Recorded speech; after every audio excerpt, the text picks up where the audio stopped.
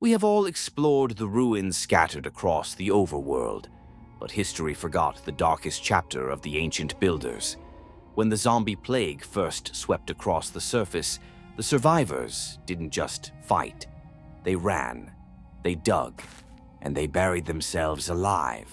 This is the complete, uninterrupted story of the Underground Exile. The surface was completely lost to the undead. To survive the endless hordes of their own rotting corpses, the last remaining ancient builders had only one choice: dig. They abandoned their grand stone cities and hastily buried themselves in the mud and terracotta of the trail ruins, praying the apocalypse would pass over them. But the dirt wasn't enough to hide their scent. The dead were already clawing at the ceiling. But dirt walls couldn't stop the rot. Hearing the undead scratching at the ceiling above them, the remaining builders realized they needed a true fortress, a subterranean vault where the plague could never reach them. The mud and terracotta of the trail ruins couldn't hold back the rotting hordes. The remaining ancient builders were forced to dig even deeper. Trading dirt for heavy metal, they forged the trial chambers, massive labyrinth-like bunkers constructed entirely of solid copper and tough bricks. These weren't just new homes, they were impenetrable vaults designed to lock the zombie plague out forever. But inside these sealed tombs, isolation bred desperation. Locked inside their impenetrable copper walls, they were safe. But safety wasn't enough. They wanted their world back, and to retake the surface, they needed an elite army. Simply hiding in the dark wasn't enough. The builders knew they couldn't stay buried in their copper tombs forever. They had to prepare to take the surface back. They dragged infected corpses down into the chambers and constructed the trial spawners, forcing their final generation of soldiers into brutal, endless combat simulations. These metallic halls became blood-soaked arenas meant to forge an elite army. But they quickly realized sheer strength couldn't kill a plague. The combat simulations were brutal.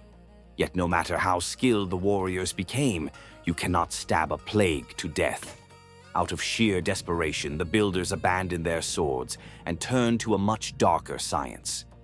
When endless combat simulations failed to thin the undead hordes, the trapped builders turned to a darker science. They traded their swords for alchemy. They engineered weaponized toxins, testing lethal poison arrows on their own infected prisoners. But the plague didn't die. It adapted, mutating the test subjects into moss-covered, venomous horrors known as the Bogged. Now, their own toxic creations prowled the copper halls. With their biological weapons turning against them, the builders had to harness the very air itself to survive. The biological weapons backfired. The Bogged now roamed the halls, filling the bunker with deadly, suffocating spores. The builders were choking inside their own fortress, forcing them to harness the elements. Suffocating in their own poisonous fumes, the trapped builders desperately needed to ventilate the copper bunkers.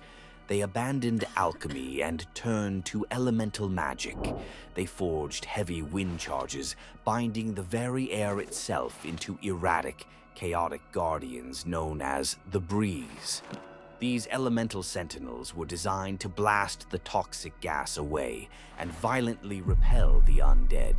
But the winds grew wild, tearing the chambers apart from the inside out. With their final physical defenses shattering, the builders resorted to forbidden magic. The breeze tore the chambers apart. Their physical defenses were shattered, their biological weapons had mutated, and their elemental sentinels were destroying the very walls that kept them safe.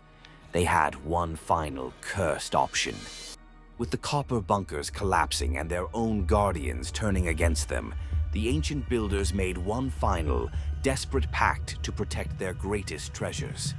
They sealed their most powerful artifacts inside indestructible vaults, locking them behind forbidden magic. To open them, their descendants would have to consume ominous bottles, vials of pure, concentrated bad omen, to trigger the cursed trials and prove their worth. But this dark magic corrupted the very soul of the chambers, mutating the spawners with blue fire and sealing their fate forever. They traded their freedom for survival and ultimately lost both. The trial chambers were designed to keep the undead out, but instead they trapped the builders inside, mutating them into the very monsters they were trying to escape. The Underground Exile was over, and the era of the undead had begun. If you enjoyed this dive into Minecraft's darkest lore, leave a like, subscribe to the channel, and let me know in the comments which unsolved mystery we should uncover next.